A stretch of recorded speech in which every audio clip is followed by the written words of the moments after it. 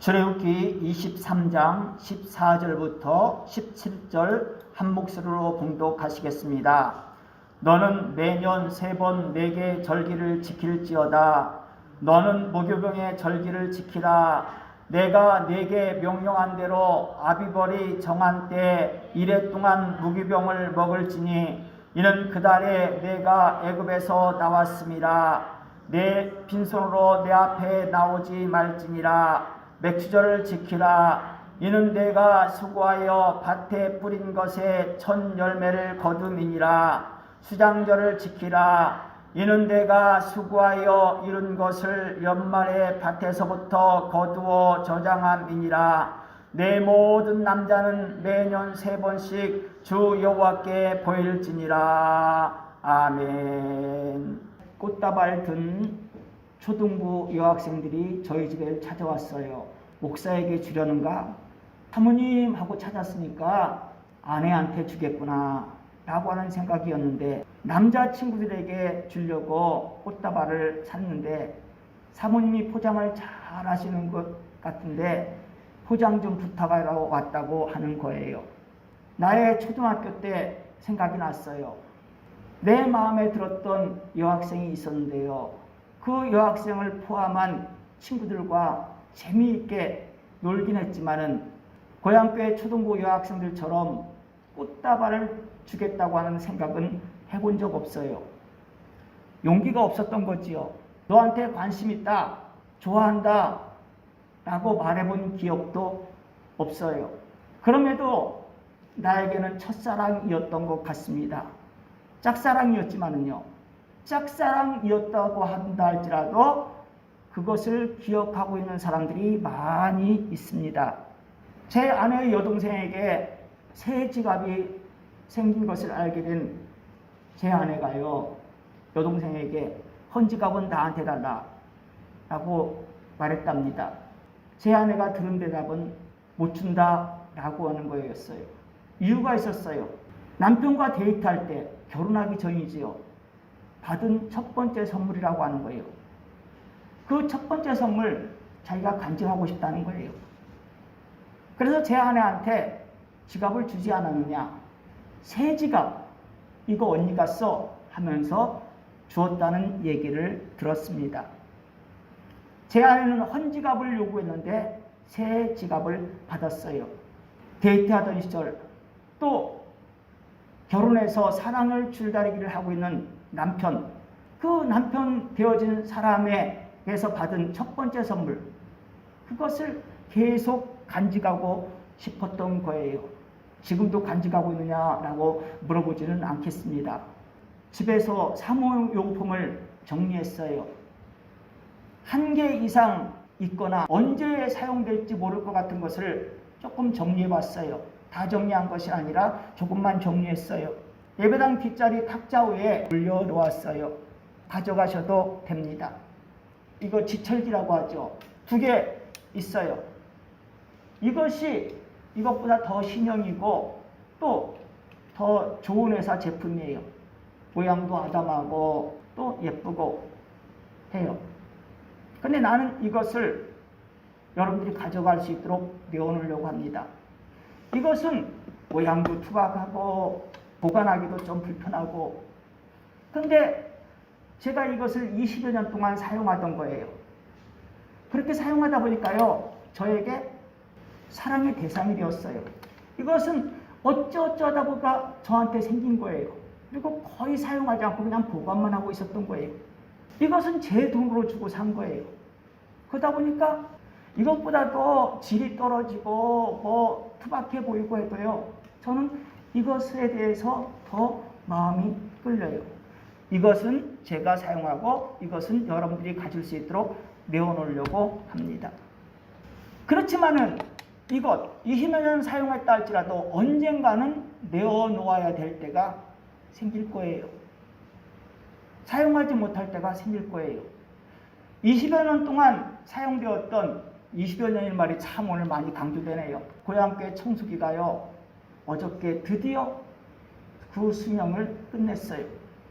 청소하려고 켰는데 안 되더라고요. 우리 곁을 떠나가야 되는 거예요. 여러분 집에 사용하지 않는 청소기 있습니까? 선물해 준다면요, 아주 잘 사용할게요. 저는 한 번 사용하면요, 마르고 닳도록 사용해요. 오늘 본문은 너는 매년 3번 내게 절기를 지킬지니라 라고 하는 내용으로 시작되어집니다. 애굽에서 종살이 하던 이스라엘 백성들, 하나님께서 구원해 주셨어요. 그리고 명령을 주신 거예요. 한 사람에게 주신 명령이 아니에요. 이스라엘 백성을 하나로 묶어가지고 너는 이라고 표현하셨어요. 한 사람의 마음과 뜻, 행동처럼 드러내면서 절기를 지키라고 하는 거지요. 첫 번째 절기는 무교병의 절기와 연결된 유월절이에요. 광복절처럼 해방된 것을 기뻐하라고 하는 거예요. 두 번째 절기는요, 보리와 밀 추수와 연결되는 맥주절이에요. 한국교회에서는 대부분 오늘 맥주 감사 주일로 지킵니다. 7월 첫째 주일마다 맥주 감사 주일로 지킵니다. 또 세 번째 절기는 장막절이라고도 하는 수장절인데 우리의 명절 추석과 비슷한 거예요. 교회 절기로서는 추수감사 주일과 비슷한 거예요. 한국교회에서는 매년 11월 셋째 주일을 추수감사 주일로 지키죠. 한 해 동안의 농사 결과를 하나님 앞에 보고드리면서 감사예배 드리는 겁니다. 매년 3번 절기를 지킬지니라. 하나님의 명령이라고 했죠. 광야에서 주신 명령이에요. 농사 지을 수 없는 곳이에요. 광야에서 계속 머물러 살 수 없으니까 농사 지을 수 없는 건 당연한 거죠. 이스라엘 백성들이 애굽에서 구원받아가지고 향하는 곳이 어디입니까? 가나안이에요. 가나안으로 들어가게 되면은 매년 3번 이상 기뻐할 수 있는 기회를 주시겠다고 하나님의 의지를 표현한 거예요. 하나님께서 약속해 주신 거예요. 그래서 하나님께서 내게 절기를 지킬지니라 라고 요구하신 거예요. 하나님이 주신 절기 때마다, 선물해 주신 절기 때마다 요즘 표현대로 한다면은 교회에서 감사 예배를 실천해 보라고 하는 거죠. 6월절, 광복절처럼 해방된 날이라고 했지요. 기독교에서는 구원이라고 표현합니다. 예수를 통해서 사탄으로부터 구원받는 거예요. 맥주절은 수고하여서 농사지은 첫 열매를 하나님 앞에 바치면서 감사 예배 드리는 거예요. 그런데 그 한 번의 감사 예배로 끝나는 것이 아니라 두 번째 감사 예배, 세 번째 감사 예배, 두 번째 열매, 세 번째 열매도 기대하면서 예배 드리는 거예요. 오늘 우리에게 적용시킨다고 한다면요, 성령님의 인도하심과 보호함을 받은 우리, 그렇게 받아가면서 살아가는 우리의 믿음 생활과 인생살이에 대해서 중간 결산을 하면서 감사 예배로 보고하는 거예요. 중간 결산이니까 마지막 결산도 있어야 되는 것 아니겠습니까? 그 이후에 여러 번의 결산도 하고 싶다는 그런 마음 생기는 것 아니겠습니까? 하나님의 채우심을 소망하는 거예요. 또 장막절이라고도 하는 수장절, 추수한 열매를 창고에 저장한 연말에 하나님께 감사예배로 마무리 보고를 하는 거예요. 모든 것이 하나님의 은혜였습니다. 하나님께 영광 드린다라고 고백하는 거죠. 이스라엘 백성들의 광야 생활 40년 동안 이어졌어요. 맥주절과 장막절이라고도 하는 수장절 감사예배는 가나안에 들어간 이후에 본격적으로 시행되는 거예요. 본격적으로 가나안 땅에서 실천되는 거예요. 그러면 광야에서는 어떻게 먹고 살았느냐? 하나님께서 만나로 채워주셨어요. 날마다 일용할 양식 만나로 채워주셨어요. 하나님의 보호를 광야 생활에서 이스라엘 백성들이 체험했던 거예요. 그런 체험을 한 이스라엘 백성들에게 나올 고백이 무엇입니까?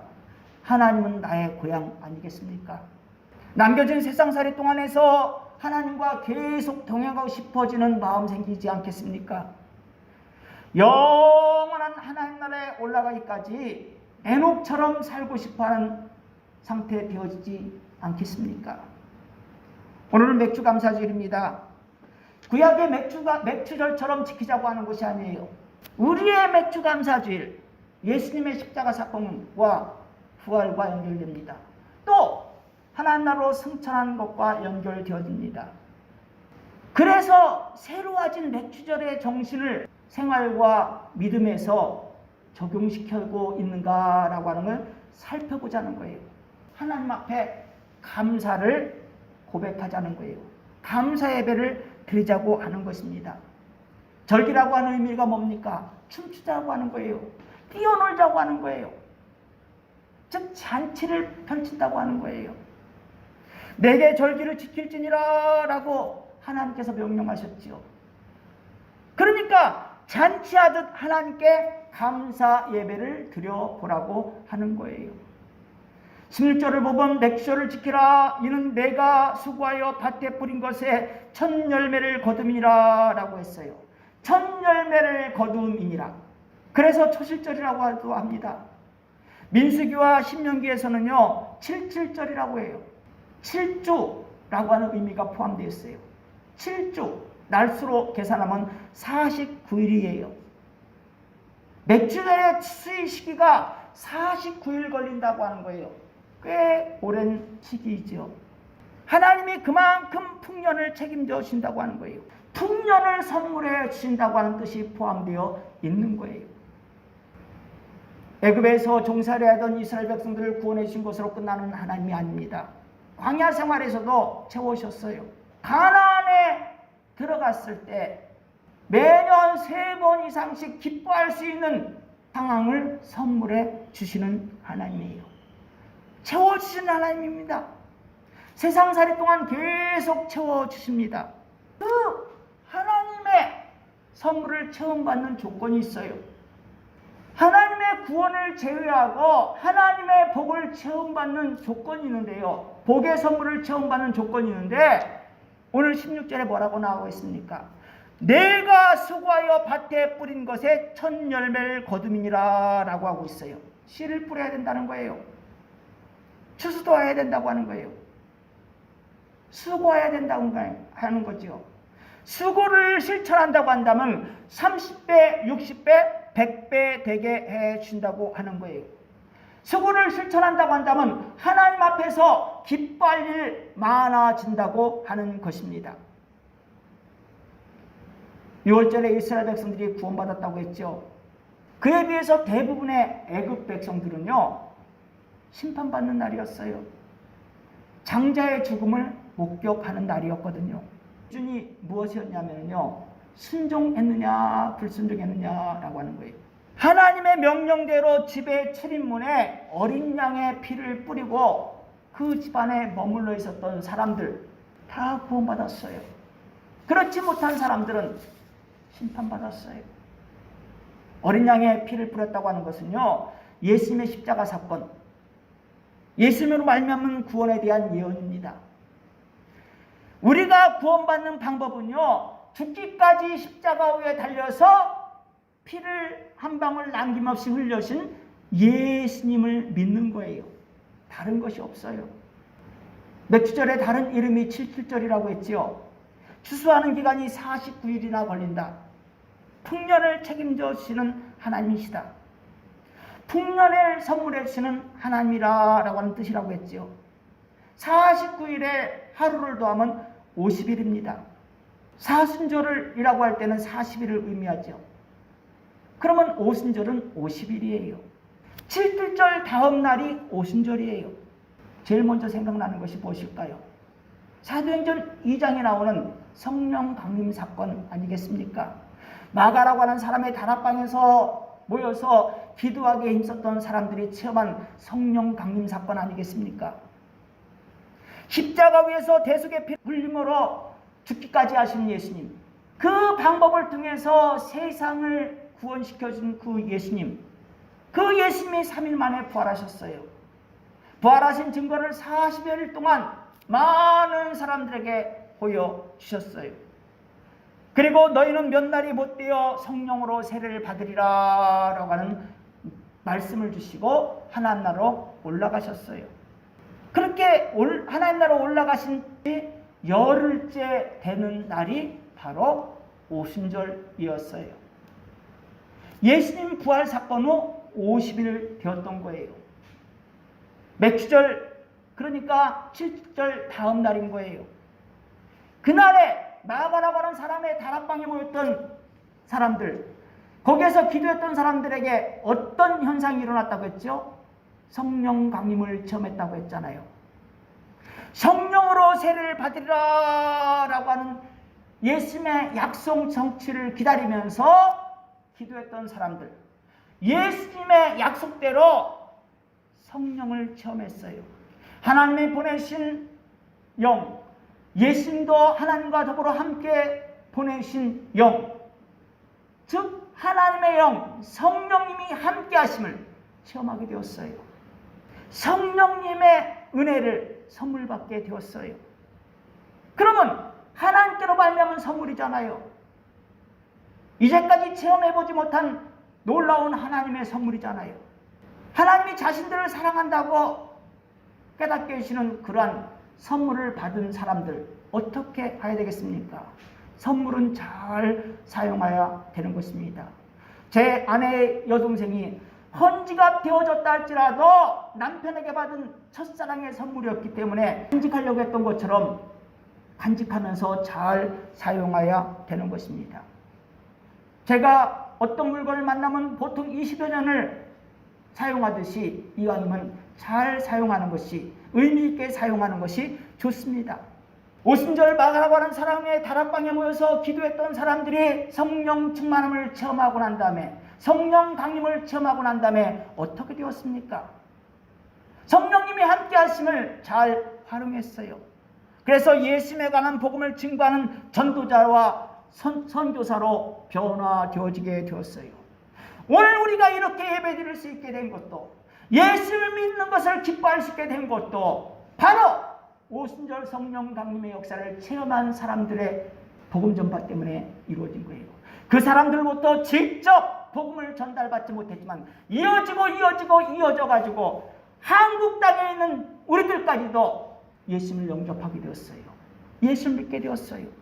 예수를 말미암은 구원을 적용받는 열매 되어지게 되었어요. 그래서 하나님 앞에서 기뻐할 수 있는 예배 드릴 수 있게 된 거예요. 고린도전서 16장 15절을 보면요, 스데반의 집에 대해서 소개하고 있습니다. 아가야의 첫 열매요, 성도 섬기기를 작정한 줄을 너희가 아는지라 라고 바울이 고린도 교회 사람들에게 소개했어요. 스데반의 집 사람들에 대해서요. 바울이 스데반의 집 사람들에게 예수님에 관한 복음을 심어줬어요. 그리고 세례도 베풀었어요. 예수님의 복음을 들은 사람들, 스데반의 집 사람들, 듣고 끝났나? 아닙니다. 헌신하는 사람들이었어요. 복음 전파 열매 맺는 알복 성도로 성장했어요. 예수님을 믿는다는 증거를 보여주는 사람 되어진 거예요. 여호수아 4장과 5장을 보면요, 광야에서 40년 동안 지내던 이스라엘 백성들이요, 요단강을 건넜어요. 가나안 땅에 들어가게 된 거죠. 4일 후에 유월절을 지켰어요. 그리고 5일째부터는 그 가나안 땅의 소산물, 가나안 땅에서 생산되어진 농작물을 먹게 되었어요. 하나님의 선물, 맥주절이 시작되어진 거예요. 이 맥주절, 추수 49일 동안 이루어진다고 했잖아요. 하나님께 감사 예배를 드릴 준비를 49일 동안 할 수 있는 기회 생긴 거예요. 풍성하게 채워주는 하나님의 은혜를 확인하게 된 거예요. 그런 이스라엘 백성들 어떤 생각이 났을까요? 맥주절을 지키라 라고 하셨던 하나님의 명령이 생각났을 거예요. 40년 전의 일입니다. 40년 전의 약속을 지켜주신 것을 깨닫게 된 거죠, 이스라엘 백성이요. 그러면 하나님께 감사해야 되는 것 아니겠습니까? 우리에게 있는 열매는 어떠합니까? 우리가 하나님께로부터 받은 선물은 어떠한 것입니까? 올해 맥주감사주일의 형편은 어떠합니까? 하나님은 채워주시는 분입니다. 나의 손에 들려진 것이 없지만은 하나님께 드린 것 없는 것 같이 여겨지는 올해 맥주감사주일이지만은요, 분명한 것은 하나님은 채워주시는 분이라고 하는 사실입니다. 30배, 60배, 100배로 채워주십니다. 수고라고 하는 조건이 붙는다고 했지요. 열심히 했는가? 라고 하는 것을 우리는 되새김질 해봐야 되는 것입니다. 그리고 수고, 열심히 그것을 마음에 간직해야 되는 것입니다. 이후의 생활, 수고하는 생활 되어지길 원합니다. 열심 내는 생활 되어지길 원합니다. 하나님께 주시는 복을 누리는데 하나님께서 우리에게 한번 땀 좀 흘려봐라 라고 하는 거예요. 그래야 그 복을 누리는 행복이 더 크다 이겁니다. 하나님께서 우리를 예수를 통해서 구원해 주셨는데 다양한 복 그냥 밀어 채워주실 수도 있어요. 성경에 그러한 내용, 그러한 말씀도 많이 있습니다. 그러나 물질적인 것에 대해서는요, 수고하는 것을 원하시고 계세요. 땀 흘리는 것을 원하시고 계세요. 그래야 귀한 줄 알기 때문에 그런 거예요. 우리가 오늘 맥주감사주일을 지키고 있는데요, 이 맥주감사주일은요, 구약의 맥주절의 의미보다도 예수님의 십자가 사건과 죽으심, 부활, 그리고 오순절 성령 강림에 의해서 우리가 확신하게 된 구원, 영생, 구원과 영생을 누리는 우리가 어떻게 하나님께 예배를 드려야 되는가, 어떤 자세로 예배를 드려야 되는가 라고 생각해보는 날이에요. 우리의 손에 경제적인 열매는 없는 것 같은 오늘의 현실이지만 모든 것을 코로나로 핑계 삼아서 그럴 수밖에 없다라고 하는 현실이 되어져 있지만 우리가 수고하지 못한 것에 대해서, 열심히 내는 데서 조금 부족한 것에 대해서 한번 회개하는 시간이 되어져야 됩니다. 그것으로 끝나지 않고 물질적인 것은 연약한 모습이지만 예수님을 통해서 후원받은 것, 영원한 생명을 누리게 된 것, 그에 대해서는 기뻐하면서 감사를 표현하는 우리의 순간이 되어져야 되는 것입니다. 그러면 그 감사의 내용은 더욱더 넓혀지게 되는 것입니다. 그 어떤 것과 바꿀 수 없고 세상 끝날까지 붙잡았고 실천해야 될 내용이 뭡니까? 우리에게는 감사 예배입니다. 그런 예배 드리고 있습니까? 그런 예배의 기쁨을 우리만 간직할 것이 아니라 선물 줄 수 있는 사람으로 변화되어져야 되겠지요. 부활의 첫 열매 예수님에 대해서 알려주면서 하나님나라를 확장시켜 나가는 헌신자 되어야 되는 것입니다. 코로나 시대에 예수님 믿는다고 도움될까라고 의심하는 사람들 많습니다. 뭐 믿음 생활한다고 그렇게 야단 법석이냐라고 하면서 공격하는 사람도 많아졌어요. 그렇지만 끝내는 예수님을 믿었느냐에 따라서 영생이 결정되어집니다. 그 반대적인 것은 영벌이지요. 영생과 영벌이 믿음으로 구분되어집니다. 그런 때 가까워지고 있습니다. 우리에게 필요한 자세가 뭡니까? 하나님께서 원하신 것을 꼭 기억해내는 거예요. 나에게 얼굴을 보여다오. 내 앞에서 예배자가 되어다오 라고 하는 거예요.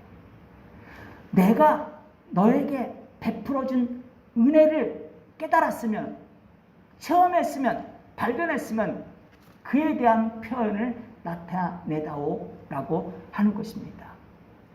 우리에게 주어진 것 없는 것 같다 할지라도 이렇게 주일마다 또 예배 때만 나와서 하나님께 예배 드리는 것은요, 하나님께 감사드리는 겁니다. 감사를 표현하는 것입니다.